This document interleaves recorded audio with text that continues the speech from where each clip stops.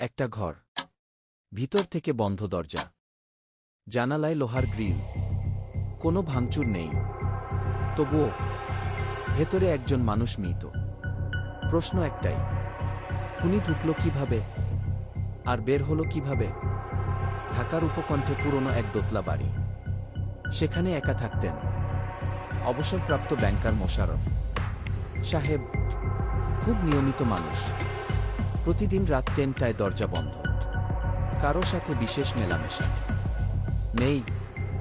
এক সকালে কাজের মহিলা দরজা ধাক্কা দিয়ে কোনো সাড়া না পেয়ে পড়শিদের খবর দেয়। পুলিশ এসে দেখে ঘর ভিতর থেকে লক, চাবি টেবিলের উপর। দরজা ভেঙে ভেতরে ঢুকতেই মোশাররফ সাহেব বিছানায় পড়ে আছেন, মৃত, মুখে আতঙ্কের ছাপ। কিন্তু আশ্চর্যের বিষয়, ঘরে কোনো লড়াইয়ের চিহ্ন নেই। তদন্ত শুরু করেন সাব ইন্সপেক্টর আরিফ। প্রথম সন্দেহ যায় কাজের মহিলার উপর, কিন্তু সে প্রতিদিনের মতো সকাল 8টায় এসেছে। পাড়ার সিসিটিভিতেও তার আসার সময় মিলেছে। ছেলে বিদেশে, মেয়ের সাথে সম্পর্ক খারাপ, তবে তারা কেউ শহরে নেই। ময়নাতদন্তে জানা গেল মোশাররফ সাহেবের মৃত্যু হয়েছে বিষক্রিয়ায়। কিন্তু প্রশ্ন হল, বিশেল কোথা থেকে? ঘরে খাবার ছিল আগের রাতের, কোনো অচেনা গ্লাস, বোতল কিছুই নেই।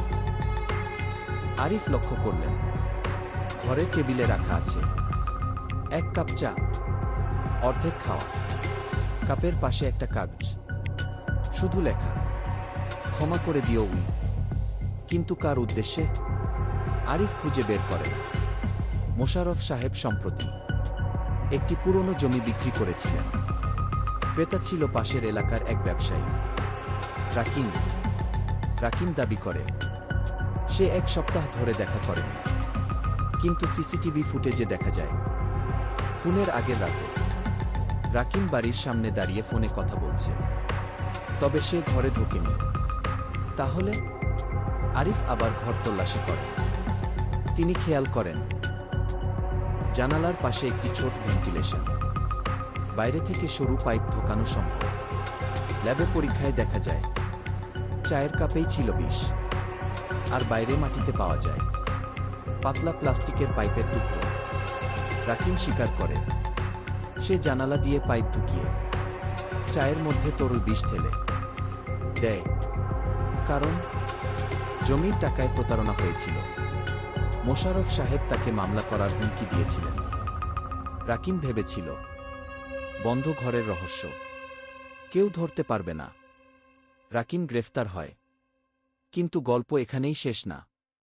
জেলে নেওয়ার সময় রাকিম শুধু একটা কথাই বলছিল, আমি ঢুকিনি, আমি ঢুকিনি। হয়তো সত্যিই সে ঘরে ঢোকেনি, কিন্তু খুন করতে ঢোকা সবসময়